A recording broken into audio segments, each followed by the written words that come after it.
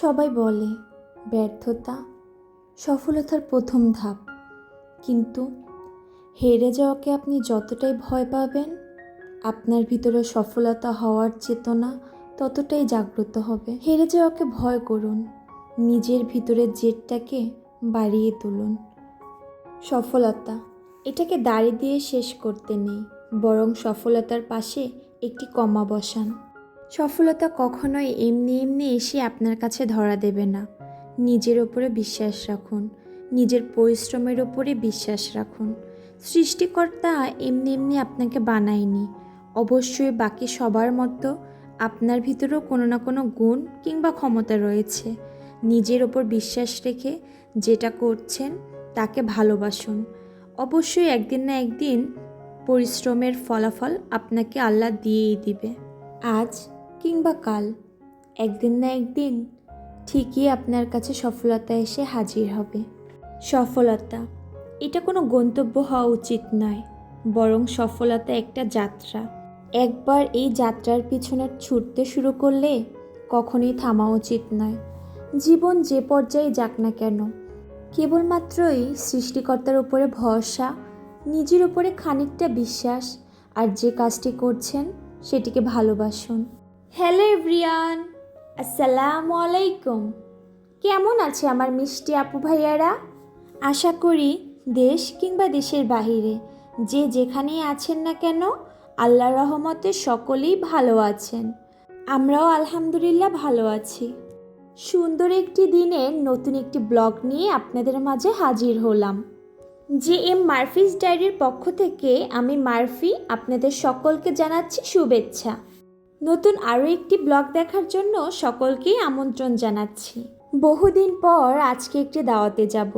সকালে নাস্তা শেষ করে চলে আসলাম রেডি হতে। এসেই দেখেন কাণ্ড, পিচ্চি মেয়েটি যে কি করে সব কিছু বুঝে যায়। মাকে দেখার পাশাপাশি নিজেও একটু সাজগোজ করার ট্রাই করছিল। আসলে মেয়েদের মন ছোট থেকে মনে হয় সাজের প্রতি একটু দুর্বল, তাই না? আমার মেয়েটিও ব্যতিক্রম নয়। ছোটোখাটো অনেক জিনিস দিয়ে নিজে সাজার ট্রাই করে, যদিও কিনা ও এখন সেরকমভাবে কিচ্ছু বোঝে না, কিন্তু আমাদের অনেক কিছু বোঝানোর ট্রাই করে ওর মতো করে। আর যেটা আমরা করব সেরকমভাবেই সে কপি করে নেয়। একটু একটু করে আমার পিচ্ছি মেয়েটি সব কিছু শেখার ট্রাই করছে। আর এখানে মেয়েকে সাজিয়ে বাবা মেয়ে বেরিয়ে পড়ল। ও হ্যাঁ, আপনাদেরকে তো বলাই হলো না আমরা কোথায় যাচ্ছি। আসলে জাইফার বাবার কলিগের ছেলের সুন্নতে খাতনায় যাচ্ছি। আর এদিকে আমার পিচ্চি মেয়েটিকে সাজিয়ে দেওয়ার পরও ওর মনটি ভীষণ খারাপ। আচ্ছা, কেউ কি গেস করতে পারবেন ওর মনটি কেন খারাপ? আচ্ছা, আমি বলে দিই। ওর মনটি খারাপ হচ্ছে কারণ এটা হচ্ছে ওর ঘুমানোর সময়, আর ঘুম বাদ দিয়ে ওকে আমরা জোর করে সাজিয়ে দাওয়াতে নিয়ে যাচ্ছি। ওর তো একদমই ভালো লাগছিল না। বাচ্চাদের যখন ঘুম আসে তখন কিন্তু ওদের ঘুমাতে দিতে হয়, তখন কিন্তু অন্য কোনো কাজেই ওদের পছন্দ হয় না। কী আর করা আছে, তবুও যে দাওয়াতে যেতে হবে। আমাদের সাথেই আমার পাশের বিল্ডিংয়ের এক পছন্দের ভাবিও ছিল। আমরা সকলে একসাথেই রওনা দিলাম। যেহেতু ক্যান্টনমেন্টের ভিতরেই সেই বাসাটি ছিল, আমরা অটোতে করে সেই বাসায় পৌঁছে গেলাম। আর এদিকে আসতে আসতেই আমার ছোট্ট মেয়েটির ঘুম কিছুটা ভেঙে গেছে, আর সে তো একটু একটু করে হাঁটি হাঁটি পায়ে হাঁটছিল। আর আমি চেষ্টা করছিলাম ওর ঘুমটা ভাঙানোর, এতে করে ও স্বাভাবিক হবে। ঘুমটা ভেঙে যাওয়ার পরে ওর মনটাও ভালো হয়ে যাবে। মা হওয়ার পরে অনেক কিছুই পাল্টে যায়, জীবনের অনেক ধরনই পাল্টে যায়। এই যে যেমন ধরেন, আগে যখন রেডি হতাম শুধুমাত্র নিজেকে নিয়েই ভাবতাম, নিজে কত পিকচার তুলব, কত ভিডিও করব, নিজে কিভাবে সাজবো। আর মেয়ে হওয়ার পর সব কিছু মেয়েকে ঘিরে, তেমন আর ছবি তুলতেও ভালো লাগে না, নিজেকে সাজাতেও ভালো লাগে না। শুধুমাত্র মেয়েকে সাজাতে ইচ্ছে করে, মেয়ের ছবি তুলতে ইচ্ছা করে। আসলে বাবা মা হয়ে যাওয়ার পর সব কিছু সন্তানকে ঘিরেই থাকে। তাদের ভালো লাগা, খারাপ লাগা সব কিছু তার সন্তানের মাঝে। বাহিরে কিছুক্ষণ হাঁটাহাঁটি করে চলে যাচ্ছি বাসার ভিতরে। এটা মূলত একটি ঘরোয়া আয়োজন ছিল। ছোট্ট করে ঘরোয়াভাবে ছোট্ট পরিসরে বাচ্চাটির সুন্নাতে খাতনা অনুষ্ঠান করেছে। এই ছেলেটিরই সুন্নাতে খাতনার অনুষ্ঠান। এদিকে আত্মীয় স্বজনদের খাবারের আয়োজন চলছিল। বাহিরে না থেকে আমরা ভিতরে যেয়ে সকলের সাথে পরিচিত হচ্ছিলাম। এটা যেহেতু একদমই ঘরোয়াভাবে অনুষ্ঠান হচ্ছে, তাই তাদের আত্মীয় স্বজন আর আমাদের চেনা পরিচিত কয়েকজনকে মিলেই এই অনুষ্ঠানটি করা হচ্ছিল। এখানে আমরা সকলেই বসে গল্প করছিলাম, একে অপরের সাথে পরিচিত হচ্ছিলাম। এর মাঝেই আমার চোখে আটকে গেল একটি সুন্দরতম দৃশ্য। যেই ছেলেটি সুন্নাতে খাতনা হচ্ছিল তার ছোট ভাই হচ্ছে এই ছেলেটি, আর ইনি হচ্ছে তার দাদি। উনি কিন্তু নিজেই ভালো মতো হাঁটতে চলতে পারে না, তবুও তার নাতনিকে সে আদর করে খাইয়ে দিচ্ছিল। দাদা দাদি নানা নানির ভালোবাসা আসলেই সব কিছুর ঊর্ধ্বে। বয়সের ভারে শরীরের দুর্বলতাকে প্রাধান্য না দিয়ে নিজের নাতনির প্রতি ভালোবাসায় সে নিজে দাঁড়িয়ে নাতনিকে বসিয়ে নিজে নিজে খাইয়ে দিচ্ছিল। কত সুন্দর দৃশ্য, তাই না? এরপর আমাদের একটি রুমে খাবার সার্ভ করেছিল। আমাদের খাবারের পর আমরা একটু বাইরে হাঁটাহাঁটি করছিলাম। এর মাঝখানেই বাকি সকলের খাবার শেষ হলে আমাদের চলে যাওয়ার পালা। এরপর এখানে দাঁড়িয়ে খানিকক্ষণ গল্প করলাম। এরপর পৌঁছে গেলাম নিজের বাসায়। এখানে আরও একটি সুন্দর দৃশ্য আমি ক্যাপচার করেছি আপনাদের মাঝে উপস্থাপন করার জন্য। ছোট থেকেই মেয়েদের জীবনে সব কিছু শিক্ষা পেয়ে থাকে তার বাবার কাছ থেকে। সিঁড়িতে কি করে উঠতে হয় তাও সে শিখে গেল তার বাবার হাত ধরে। আজকে যেহেতু দাওয়াত খেয়ে আসলাম, বাসায় আর কোনো ঝামেলাই করিনি।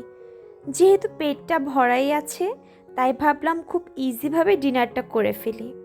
অনেকটা সময় কেটে গিয়েছে, আর কিছু রান্না করতেও ইচ্ছে করছে না, তাই ভাবলাম ইজি একটা রেসিপি তৈরি করে ফেলি। আর বাঙালিদের মাথায় ইজি রেসিপি মানেই হচ্ছে নুডলস কিংবা রামিন, আর আজকে আমি করছি রামিন। আমাদের দুজনের জন্য 1 প্যাকেট রামিন একদম পারফেক্ট। প্রথমেই রামিনটাকে সিদ্ধ করে নিয়েছি। এরপর এর ভিতরে দিয়ে দিচ্ছি সসের কালারটাই যে সুন্দর। আর এটা তো স্পাইসি রামিন, খেতে অনেক ঝাল, আমার কাছে অনেক বেশি ভালো লাগে। যারা আমার মতো ঝালখোর, অনেক ঝাল পছন্দ করেন, তারা কিন্তু অবশ্যই ট্রাই করবেন। এটা খেতে অত একটা ঝাল লাগে না, তবে খেতে খেতে মাথায় ঝালটা অনেক ধরে। আমার কাছে খুবই ভালো লাগে। যখন খুব ক্রেভিংস ওঠে তখন এরকম গরম গরম 1 বাটি রামিন হলে আর কিছুই লাগে না। আজকে আমি রামিনটাকে খুব সিম্পলভাবে পরিবেশন করব। অন্য কোনো ধরনের ভেজিটেবল বা কিছুই করব না, জাস্ট একটা ডিম পোস্ট করে নেব, সাথে কিছু চিকেন আর একটা সসেস ভেজে নেব।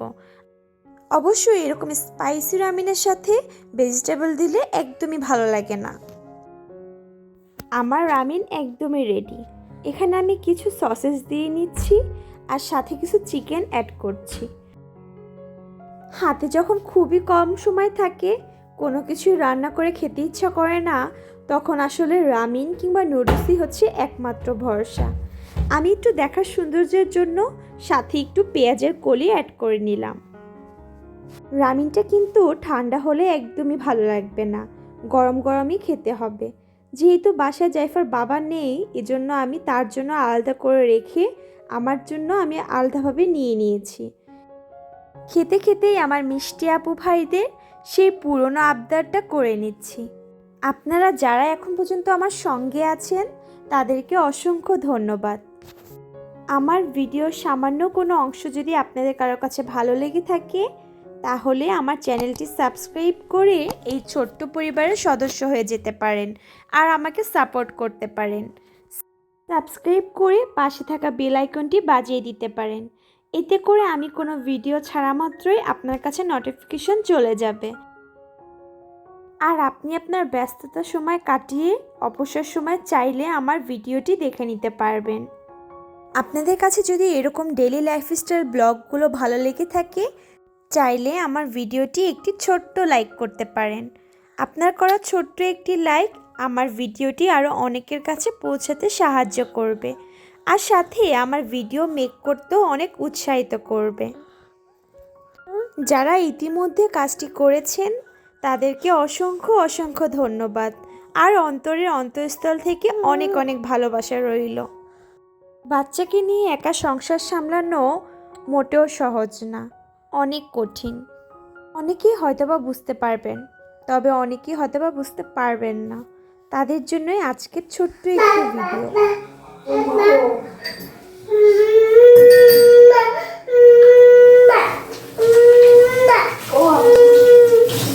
যেসব আপুরা আমার মতো পরিবার থেকে অনেকটা দূরে থাকেন, যারা কিনা বাচ্চাদেরকে 24 ঘন্টায় একা রাখেন,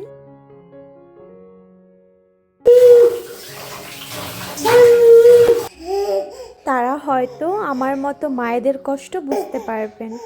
রান্নাঘরে যখনই আমি কাজ করি তখনই ও বায়না করে ওকে কোলে ওঠানোর জন্য।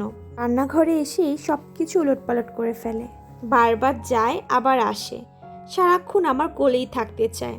কত যে বায়না করে, কত যে খুনসুটি করে কান্না করে। কাজগুলো তো আমাকেই করতে হবে। সাথে বাচ্চা যখন এরকম জ্বালাতন করে তখন আসলে ধৈর্য ধরা ছাড়া কোনো উপায়ই থাকে না। আসলে যৌথ পরিবার কিংবা যখন বাসায় অন্য কেউ থাকে তখন কিন্তু ঘরের কাজগুলো মায়েরা করলেও বাচ্চাকে ধরার মতো কোনো না কোনো মানুষ ঠিকই থাকে।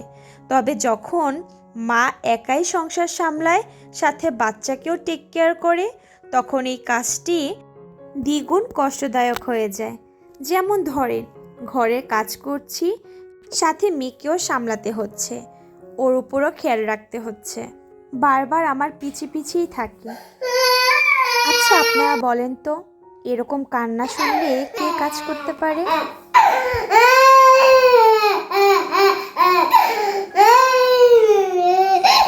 ইয়েস, এভাবেই আমাদের জীবন কাটে, সকাল থেকে রাত পর্যন্ত।